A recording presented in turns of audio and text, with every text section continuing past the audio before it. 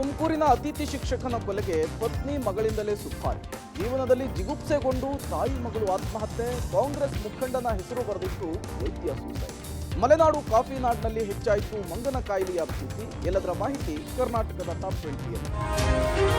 ತುಮಕೂರಿನಲ್ಲಿ ನಡೆದಿದ್ದ ಅತಿಥಿ ಶಿಕ್ಷಕ ಮರಿಯಪ್ಪ ಬರ್ಬರ ಕೊಲೆ ಪ್ರಕರಣಕ್ಕೆ ಬಿಗ್ ಟ್ವಿಸ್ಟ್ ಸಿಕ್ಕಿದೆ. ಕುಣಿಗಲ್ ತಾಲೂಕಿನ ಕುಳಿನಂಜಯ್ಯನ ಪಾಳ್ಯದಲ್ಲಿ ಫೆಬ್ರವರಿ 10ರಂದು ಕೊಲೆ ನಡೆದಿತ್ತು. ಕೊಲೆ ಪ್ರಕರಣ ಬೆನ್ನತ್ತಿದ ಕುಣಿಗಲ್ ಪೊಲೀಸರ ತನಿಖೆಯಲ್ಲಿ ಸ್ಫೋಟಕ ಸತ್ಯ ಹೊರಬಂದಿದೆ. ಅತಿಥಿ ಶಿಕ್ಷಕನ ಕೊಲೆಗೆ ಹೆಂಡತಿ ಶೋಭಾ ಮತ್ತು ಮಗಳು ಹೇಮಲತಾಳೆ ಸುಪಾರಿ ಕೊಟ್ಟಿದ್ದು ಬಯಲಾಗಿದೆ.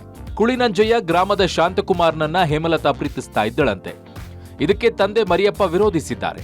ಅಲ್ಲದೆ ಶಾಂತಕುಮಾರ್ನನ್ನ ಕರೆಸಿ ಥಳಿಸಿದ್ರು. ಇದರಿಂದ ಶಾಂತಕುಮಾರ್ಗೆ ಮರಿಯಪ್ಪ ಮೇಲೆ ದ್ವೇಷ ಹೆಚ್ಚಾಗಿತ್ತು. ಬಳಿಕ ಸ್ನೇಹಿತರ ಜೊತೆಗೂಡಿ ಮರಿಯಪ್ಪ ಕೊಲೆಗೆ ಸಂಚು ರೂಪಿಸಿದ್ದ.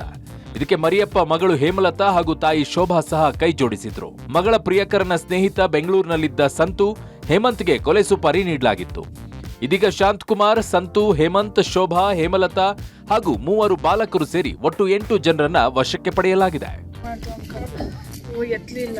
ಆಮೇಲೆ ಬರ್ತಾರೆ ಯಾರ ಮನೇನೋ ಈ ಬೆಂಗಳೂರು ಕಡೆಗೆ ಹೋಗೋರೇನೋ ಅಂತ ಸುಮ್ಮನಾದ್ರು. ಆಮೇಲೆ 4:15ಗೆ ಎತ್ತಿ ನಮ್ಮ ಅಜ್ಜಿ ಫೋನ್ ಮಾಡ್ತು, ಆಗಲೂ ಎತ್ತಲಿಲ್ಲ.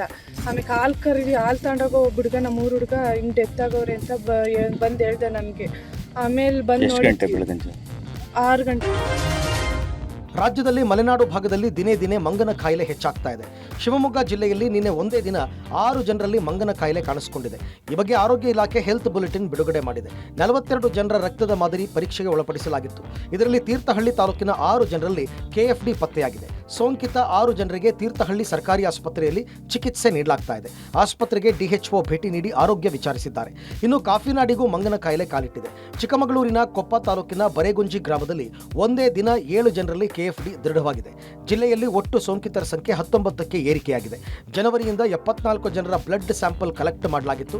74ರಲ್ಲಿ 19 ಪಾಸಿಟಿವ್ ದೃಢವಾಗಿದ್ದು ಓರ್ವ ಸೋಂಕಿತ ಸಾವನ್ನಪ್ಪಿದ್ದ. ಸದ್ಯ ಮಲೆನಾಡಿನಾದ್ಯಂತ ಕೆಎಫ್ಡಿ ಬಗ್ಗೆ ಆರೋಗ್ಯ ಇಲಾಖೆ ಜಾಗೃತಿ ಮೂಡಿಸ್ತಾ ಇದೆ. ಯುನೈಟೆಡ್ ಅರಬ್ ಎಮಿರೇಟ್ಸ್ ಯುಎಇನಲ್ಲಿ ನಿರ್ಮಾಣಗೊಂಡಿರುವ ದೇಶದ ಮೊದಲ ಹಿಂದೂ ದೇವಸ್ಥಾನವನ್ನು ಮೋದಿ ನಾಳೆ ಉದ್ಘಾಟಿಸುತ್ತಾರೆ. ಈ ಹಿನ್ನೆಲೆ ಇವತ್ತು ಮೋದಿ 2 ದಿನಗಳ ಕಾಲ ಯುಎಇ ಪ್ರವಾಸ ಕೈಗೊಂಡರು. ಈಗಾಗಲೇ ಮಂದಿರ ಉದ್ಘಾಟನೆಗೆ ಭಾರಿ ತಯಾರಿ ಆರಂಭ ಆಗಿದ್ದು ಮಾರ್ಚ್ 1ರಿಂದ ಮಂದಿರವು ಭಕ್ತರ ದರ್ಶನಕ್ಕೆ ಮುಕ್ತವಾಗುತ್ತೆ. ಯುಎಇಯ ಬಿಎಪಿಎಸ್ ಸ್ವಾಮಿನಾರಾಯಣ್ ಸಂಸ್ಥೆ ಅಬುದಾಬಿಯಲ್ಲಿ 27 ಎಕರೆ ಪ್ರದೇಶದಲ್ಲಿ ಬೃಹತ್ ಹಿಂದೂ ದೇವಸ್ಥಾನವೊಂದನ್ನು ನಿರ್ಮಿಸಿದೆ. ಇಲ್ಲಿ ಕೃಷ್ಣ, ರಾಧೆ, ಶಿವಪಾರ್ವತಿ ಮತ್ತು ರಾಮ, ಸೀತೆ, ಲಕ್ಷ್ಮಣ ಹಾಗೂ ಹನುಮಂತ ಸೇರಿ ಬಹುತೇಕ ಎಲ್ಲಾ ಹಿಂದೂ ದೇವರನ್ನ ಪೂಜಿಸಲಾಗುತ್ತೆ. ಮಂದಿರವು 108 ಅಡಿ ಎತ್ತರ, 262 ಅಡಿ ಉದ್ದ, 180 ಅಡಿ ಅಗಲ ಇದೆ. ಅಬುದಾಬಿಯಲ್ಲಿ ನಡೆಯಲಿರುವ ಅಹ್ಲಾನ್ ಮೋದಿ ಕಾರ್ಯಕ್ರಮಕ್ಕೆ 65,000ಕ್ಕೂ ಹೆಚ್ಚು ಮಂದಿ ನೋಂದಣಿಯಾಗಿದ್ದಾರೆ. ಮೋದಿ ಆಗಮನದ ಹಿನ್ನೆಲೆ ಸಾಂಸ್ಕೃತಿಕ ಕಾರ್ಯಕ್ರಮಗಳನ್ನು ಹಮ್ಮಿಕೊಳ್ಳಲಾಗಿದೆ. ಸುಮಾರು 700 ಕಲಾವಿದರು ಭಾರತದ ವಿವಿಧ ಕಲಾ ಪ್ರಕಾರಗಳನ್ನು ಪ್ರದರ್ಶಿಸಲಿದ್ದಾರೆ.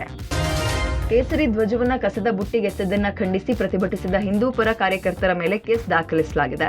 ಯಾದಗಿರಿ ಜಿಲ್ಲೆಯ ಹುಣಸಗಿಯಲ್ಲಿ ಜನವರಿ 22ರಂದು ರಾಮ ಮಂದಿರ ಪ್ರಾಣ ಪ್ರತಿಷ್ಠಾಪನೆಯ ದಿನ ಹಿಂದೂ ಪರ ಸಂಘಟನೆಗಳಿಂದ ಕೇಸರಿ ಧ್ವಜ ಕಟ್ಟಲಾಗಿತ್ತು. ಮರುದಿನ 100 ಧ್ವಜಗಳನ್ನು ತೆರವು ಮಾಡುವ ನೆಪದಲ್ಲಿ ಪಟ್ಟಣ ಪಂಚಾಯಿತಿ ಸಿಬ್ಬಂದಿ ಧ್ವಜವನ್ನ ಕಸದ ಬುಟ್ಟಿಗೆ ಹಾಕಿದ್ರು.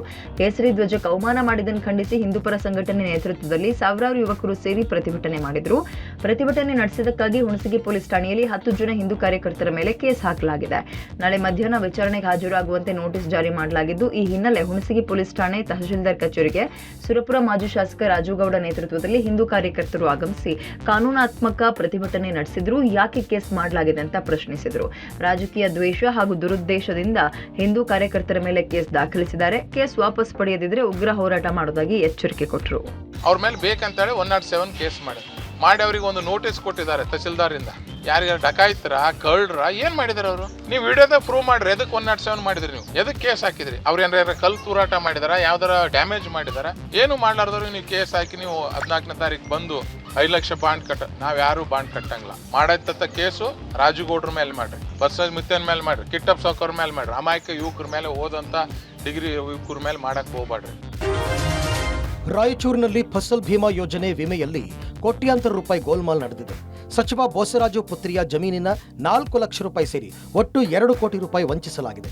ಸಣ್ಣ ನೀರಾವರಿ ಹಾಗೂ ವಿಜ್ಞಾನ ತಂತ್ರಜ್ಞಾನ ಸಚಿವ ಎನ್ಎಸ್ ಬೋಸರಾಜು ಪುತ್ರಿ ಎನ್ ವಾಣಿ ಹೆಸರಿನ ಜಮೀನಿನ ವಿಮೆ ಹಣ ಒಟ್ಟು 4,37,000 ರೂಪಾಯಿ ಶರಣಗೌಡ ಪಾಟೀಲ್ ಎಂಬುವರ ಖಾತೆಗೆ ಜಮಾ ಆಗಿದೆ.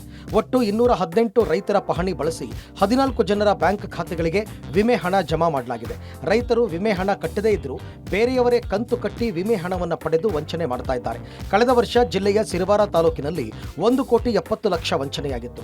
ಸಿರವಾರ ಪೊಲೀಸ್ ಠಾಣೆಯಲ್ಲಿ ದಾಖಲಾಗಿದ್ದ ಪ್ರಕರಣ ಸಿಐಡಿಗೆ ಒಪ್ಪಿಸಲಾಗಿತ್ತು. ಈಗ ಪುನಃ ಅದೇ ರೀತಿಯಲ್ಲಿ 2 ಕೋಟಿ ರೂಪಾಯಿಗೂ ಅಧಿಕ ವಿಮೆ ಹಣ ವಂಚನೆ ಮಾಡಲಾಗಿದೆ. ವಿಮಾ ಕಂಪನಿ ಹಾಗೂ ಕೃಷಿ ಇಲಾಖೆ ಅಧಿಕಾರಿಗಳು ಇದರಲ್ಲಿ ಶಾಮೀಲಾಗಿದ್ದಾರೆ ಅಂತ ರೈತರು ಆಕ್ರೋಶ ವ್ಯಕ್ತಪಡಿಸಿದ್ದಾರೆ. ರಾಯಚೂರು ಸಣ್ಣ ನೀರಾವರಿ ಸಚಿವರ ಪುತ್ರಿಯ ಹೊಲದ ವಿಮೆ ಹಣವನ್ನು ಇವರು ಕದಿಮಕೋರರು ಶರಣಗೌಡ ಪೊಲೀಸ್ ಪಾಟೀಲ್ ಅಂತೇಳಿ ಅವ್ರ ಹೆಸರಲ್ಲಿ ವರ್ಗಾಯಿಸಿಕೊಂಡಿದ್ದಾರೆ. ಲಕ್ಷ್ಮೀದೇವಿ ಗಂಡ ಗೌಡಪ್ಪ ಗೌಡ ಅವ್ರ ಹೆಸರಲ್ಲಿ ವರ್ಗಾಯಿಸಿಕೊಂಡಿದ್ದಾರೆ. ನಮ್ಮೂರ 218 ರೈತರು, ಸುಮಾರು 100 ರೈತರು ಅಕೌಂಟಿಂದ ಅವರ ಪಾಣಿಗಳನ್ನು ಬಳಸಿಕೊಂಡು ಇವರ ಅಕೌಂಟ್ಗೆ ದುಡ್ಡು ಹಾಕಿಸ್ಕೊಂಡಿದ್ದಾರೆ, 14 ಜನರು ಸೇರಿ. ಅಂದಾಜು 2 ಕೋಟಿಯ ದಾಖಲಾತಿಗಳು ನಮ್ಮ ಹತ್ರ ಇದ್ದಾವೆ. ಇನ್ನು ದಾಖಲೆ ತೆಗೆಸಿದ್ರೆ ಇನ್ನು ಭಾಳ ಒಂದು 3 ಕೋಟಿವರೆಗೂ ಇರ್ಬೋದು. ಬೇಸಿಗೆ ಆರಂಭದಲ್ಲೇ ನೀರಿಗೆ ಹಾಹಾಕಾರ ಶುರುವಾಗಿದೆ. ಹೀಗಾಗಿ ಜನರು ಅನಿವಾರ್ಯವಾಗಿ ಟ್ಯಾಂಕರ್ ನೀರಿನ ಮೊರೆ ಹೋಗಬೇಕಾಗಿದೆ. ಇದನ್ನೇ ಬಂಡವಾಳ ಮಾಡಿಕೊಂಡ ವಾಟರ್ ಟ್ಯಾಂಕರ್ ಮಾಲೀಕರು ಬಾಯಿಗೆ ಬಂದಷ್ಟು ರೇಟ್ ಫಿಕ್ಸ್ ಮಾಡಿದ್ದಾರೆ. ಬೆಂಗಳೂರಿಗರು ಅನಿವಾರ್ಯವಾಗಿ ಡಬಲ್ ದುಡ್ಡು ಕೊಟ್ಟು ನೀರು ಖರೀದಿಸಬೇಕಾಗಿದೆ. ಯಾಕೆ ಹಿಂಗೆ ದುಡ್ಡು ಕೇಳ್ತೀರಾ ಅಂದರೆ ನೀರು ಬೇಕಾ ಕಾಸು ಬೇಕಾ ಅಂತ ಬಹಿರಂಗವಾಗಿ ಕೇಳ್ತಾ ಇದ್ದಾರೆ. ಈ ಬಗ್ಗೆ ಪಬ್ಲಿಕ್ ಟಿವಿ ನಡೆಸಿದ ರಿಯಾಲಿಟಿ ಚೆಕ್ನಲ್ಲಿ ಟ್ಯಾಂಕರ್ ಮಾಲೀಕರ ಧನದಾಹ ಬಯಲಾಗಿದೆ. ಒಂದು ಟ್ಯಾಂಕರ್ಗೆ 1,500, 6,000 ಹೀಗೆ ಒಂದೊಂದು ಏರಿಯಾಗೆ ಒಂದೊಂದು ರೇಟನ್ನು ಹೇಳ್ತಾ ಇದ್ದಾರೆ. ಸರ್ಕಾರ ಈ ರೀತಿ ಬೇಕಾಬಿಟ್ಟಿ ದರ ನಿಗದಿ ಮಾಡೋದನ್ನು ತಪ್ಪಿಸಬೇಕಾಗಿತ್ತು ಅಂತ ಸಾರ್ವಜನಿಕರು ಆಗ್ರಹಿಸಿದ್ದಾರೆ.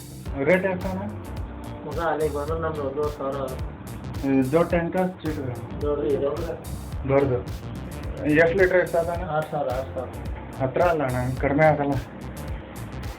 ಅದಕ್ಕೆ ನಾವು ಬರಲ್ಲ ಅಂದ್ಬಿಡ್ತೀನಿ. ಈ ಹೊಸ್ತಿನಲ್ಲಿ ಬಂದ್ರೆ 3,000 ಕೊಡ್ತೀನಿ ಅಂತಾರೆ. ಏನು ಮಾಡೋಣ?